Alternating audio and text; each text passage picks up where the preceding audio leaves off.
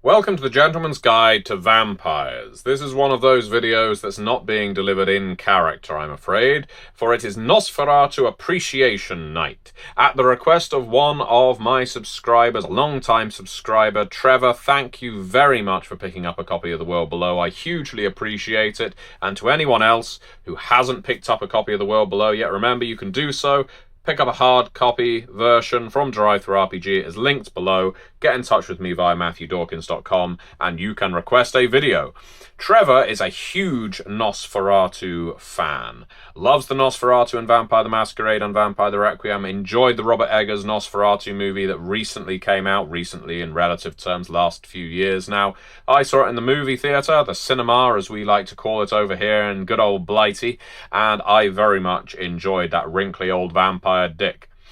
Now, Trevor wanted me to make a video all about the Nosferatu, celebrating the Nosferatu, going into them in depth. And obviously I've already done a gentleman's guide to the Nosferatu in my Masquerade series many years ago, well over a decade ago now, so that probably does warrant revisiting. And I did a Nosferatu video for my Requiem clan videos as well, probably also well over a decade ago. That is worrying, concerning to think. So yeah, I think the Nosferatu do need a revisit, but I wanted to revisit them via the lens of the Robert Eggers Nosferatu movie.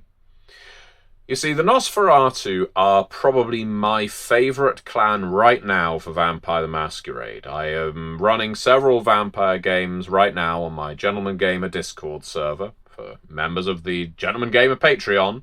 I'll link that below as well. And almost every game has a Nosferatu in it, very interestingly. They have always been a popular clan. People have always been drawn to the aesthetic. I think people have always been drawn to the entire cultural aspect of the Nosferatu, which I'll get into. And for outsiders, players who may identify as outsiders, and there aren't many clans outside of the Gangrel who work better as outsiders than the Nosferatu. I guess the Malkavians do as well.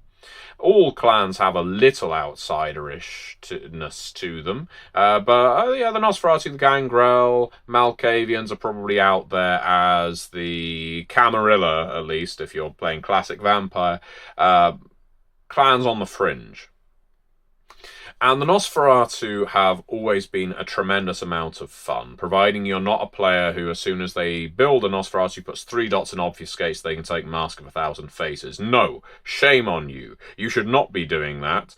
The whole reason behind playing a Nosferatu should be so that you can play a monster and you have to finagle your way around physical interaction. This is me gatekeeping, by the way. If you immediately take the power that nullifies that, you might as well be playing a different clan, in my personal opinion. But you know, maybe not. Maybe you just like to have the option of taking Mask of 1,000 Faces and the possibility of failing your dice roll to activate it. That can happen too, as long as you're not a player that gets frustrated every time that it does. What's the point in playing a character if I can't socially interact? Well, you chose the Nosferatu, my friend. I appreciate this has gone on to a little bit of a rant, so let's get back onto topic. I hugely appreciate the Nosferatu role in Vampire the Masquerade. Conceptually, as spies, as information brokers, as almost a neutral party within the Camarilla, the Nosferatu are amazing. Due to their ostracism, they have possibly the greatest scope for things like Golconda, entering, a theological or philosophical path of enlightenment, because they're not going to get it from their peers in the Camarilla, therefore they've got to find it within themselves. And what better way to become a guru than to live as a hermit, Now, as a storyteller, that's a brilliant tool. As a player, well, if you're a member of a coterie, that's perhaps more restrictive, but I still really love that idea of, well, while everyone else is living in apartments, penthouses, homes in the suburbs, you may well dwell in the sewer. I get that it's a stereotype. Nosferatu could quite easily make havens in industrial wastelands, in factories, in warehouses, in mortuaries, in places that are not frequented during most times of the day, or at least not busy. But there is something quintessentially Nosferatu about being a sewer rat. There is something quintessentially Nosferatu about being on the outside, looking in, and being an indispensable resource to the power players of the city, because you know things. You never take sides, but you will sell anybody information for the right price. And what I always enjoy as well as a storyteller is when that backfires on Nosferatu, because so many Nosferatu overplay their hand. And this is a part that's not really examined in Vampire the Masquerade as written, but I see it as almost a curse of the clan in the way of hubris. Nosferatu may not acknowledge it, but due to their isolation, they build up a certain sense of self-importance. Well, they are the information broker in the domain. They are the spy in the domain. They know everything. They know everyone. They can sell anything to anyone. How long, then, before everyone else thinks, you know what, the real problem here isn't me fighting you and you fighting me. It's this guy in the middle who keeps pitting us against each other to profit from it. I love the Nosferatu as a hunted element of the domain. That is, in a way, their natural state. They are lepers, they are grotesques. So the point at which other vampires realize, this sewer rat isn't my friend. They are, in fact, an undead monstrosity that is profiting off of my misery, I think is a really fun moment to turn the tables on the Nosferatu. Now, one thing I have been asked before, I remember the question, it was some time back, is how would you play a Nosferatu as a prince? I'm not typically a fan of Nosferatu in positions of power because I don't feel it plays to their strengths, not just in terms of disciplines, though certainly their disciplines don't really work as a court discipline. You know, they don't have presence, they don't have dominate, they don't have auspex, which I would suggest, or indeed fortitude, which I would suggest are the main disciplines you'd want for hosting a court of other kindred. But this is where the Robert Eggers Nosferatu movie comes in. Obviously, the Nosferatu Dracula Count Orlok crossover is well known at this point, but the Nosferatu in the movie is an ancient lord of an ancient land who is brought to civilization, and when he brings hell with it. Now, it isn't that he's being dragged, he's not King Kong, he wants this rebirth. He is attracted to someone, attracted to a mate, something that happens in Kindred the Embraced as well with the Nosferatu, interestingly enough. And this illustrates the Nosferatu in a way that I want to see more of in Vampire the Masquerade. Let's go through some of the headlines in Robert Eggers' Nosferatu movie. You have the monstrous aesthetic that you can use as the role-playing foundation for your Nosferatu. Count Orlok's got a grotesque physicality. He's decaying, he's got elongated fingers, like me, he's got unsettling movements, like me, and an almost corpse-like stillness, like me.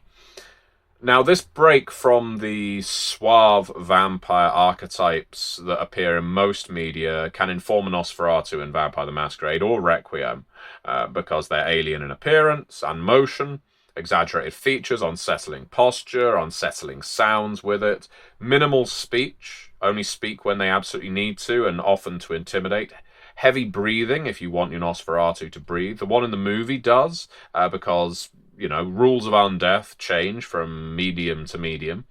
Guttural breaths that hint at an inhuman physiology. Have discomfort in place over allure. The Cleopatra and Nosferatu are always an interesting thing to play with, where you've got Nosferatu who actually want to appeal to others. I think the best Nosferatu, rather than attempting beauty, they embrace revulsion as power. Fear becomes a resource just as much as vitae, and this ties in nicely in Requiem to the nightmare discipline that is exclusive to the Nosferatu. You can also play with Nosferatu in the way of omens, unnatural lights. What do I mean by this? Well, I think the best way to play Nosferatu, and certainly the best way to run them, is have the environment pull back from them. As a storyteller, when I want a Nosferatu to enter the scene, I will describe how everything seems to darken slightly as they enter the room, as even the fire seems to retreat into its well because flames do not want to illuminate this horror. This is something you see in the Nosferatu depiction in the movie as well. It's as if the environment is afraid of them. You can take this all the way to the Silent Hill extreme of, things start decaying around them. And if you're starting to have visions, omens of this Nosferatu's arrival in your domain, I think that works perfectly well. Massive silhouettes over rooftops. It suggests vampirism not just as a curse inhabited in one person, but environmental corruption. It isn't just personal. And I think that is an interesting thing you can explore, not just with the Nosferatu. The Cappadocians are good for it as well, but if we assume they aren't present in most modern settings, the Nosferatu are kind of the capital clan for that. They are harbingers, not of skulls, but of coming doom, of disease, of a negative, insidious culture. I mentioned Nosferatu culture because in Masquerade they've got this interesting thing going on where they are more loyal to other members of their own clan than they are to sects. This is not something that's explored a huge amount, but seems to grab a lot of people's attention. They love this idea that something the Nosferatu have that most other clans do not is a Nosferatu and the Camarilla and a Nosferatu and the Sabbat have more in common with each other than they do with the Sabbat and the Camarilla. So that means they have loyalty to clan ahead of loyalty to sect. That's a really interesting way of exploring monstrosity, and again, being an outsider. As outsiders cling to other outsiders before they move on to greater political schemes. And there's a horror you can play up in that, because when you enter a Nosferatu's haven and you realise these warrens are infested with these vampires. You had no idea so many rats were scuttling around underneath your feet at all times. But guess what? In New York City, in Chicago, you're never further than 6 feet away from the closest Nosferatu. Another thing that Egger's Nosferatu movie goes into very well is parasitic bonds, which you could call a blood bond, psychological horror. And to go back to intimacy, and Nosferatu being a terrifying creature to have as an intimacy, to have as a sense of allure. And again, it goes back to omens. The Nosferatu creature of Orlok in the movie is psychically linked with the character of Ellen before manifesting physically. Now, their disciplines aren't going to enact this, but I would say that in pretty much all World of Darkness and Chronicles of Darkness games, you should be playing heavily with visions, with omens, with nightmares. Everyone picks these things as flaws. Start using them. There is a demonic presence. This Nosferatu is coming to the domain, and when they do, they are coming for someone. The way you tie this into a plot can be very, very simple indeed. Most Kindred protagonists have got mortal association. Some of those mortals, one of those mortals could come to one of the vampires and say, I've been having terrible nightmares of this ghastly creature arriving at my door and claiming me. And at first I just thought they were recurring nightmares, but then they became more vivid and I had scratches on my neck and, and so on and so forth. Having a mental tether, whether it's for an NPC or SPC or indeed a player character, to a Nosferatu, which is a horrific creature to look at, to imagine, is a really fun aspect of Nosferatu horror that you can explore. And you don't have to limit it to Nosferatu vampires. Of course, Dracula does this, and he's a lot more handsome in some interpretations of the Dracula story. But I think it really works if this harbinger of doom isn't traditionally attractive.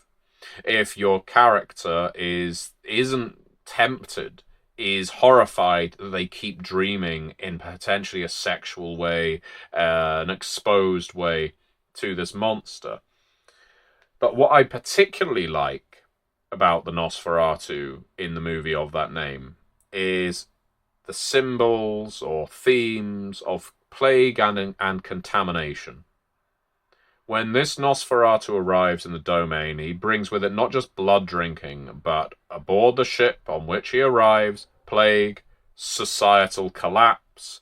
In a vampire chronicle, this can be ecological contagion. Nosferatu's presence warps life around him. Animals sicken and die. Crops rot. Technology could fail if you really want it to. Mortal blood diseases just rise in prominence. Contagions just come into being. Again, this is one of those areas of crossover with Clan Cappadocian that you can explore. But let's remember, the Nosferatu are often regarded as lepers, and they live among or exist among the diseased, especially in the Dark Ages. So why not have the Nosferatu that arrive in your domain be carriers of some terrible plague that defies scientific explanation? It is a great way of focusing a story on why this clan is actually terrifying. It frames the Nosferatu not just as lone predators as well, I would suggest, but as a herald of decay.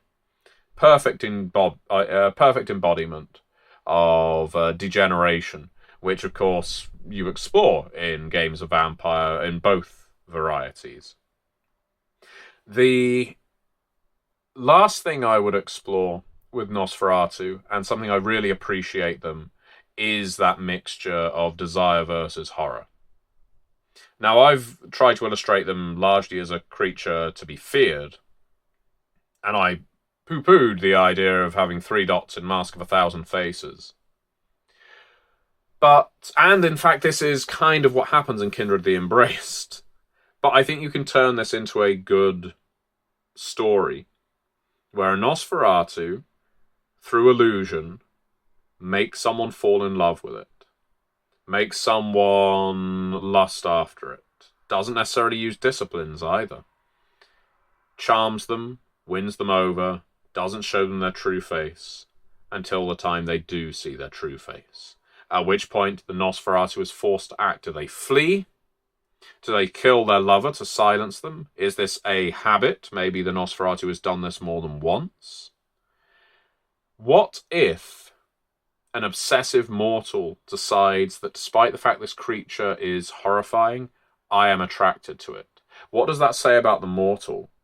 What does it say about the mortal that not only can they see past the appearance 0, but that there is something about this monster that they want?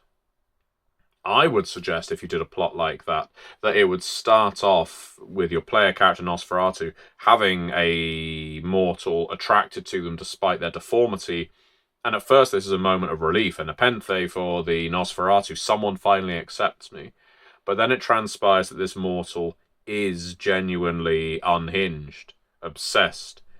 It isn't just that they see past it. They think there is something beautiful in the ugliness. They think, this is something I want. This is power, that you don't have to worry about vanity anymore. You can be a true monster, just as you are on the surface, and I want to be that monster as well. So then you have a mortal who wants to become embraced by this creature.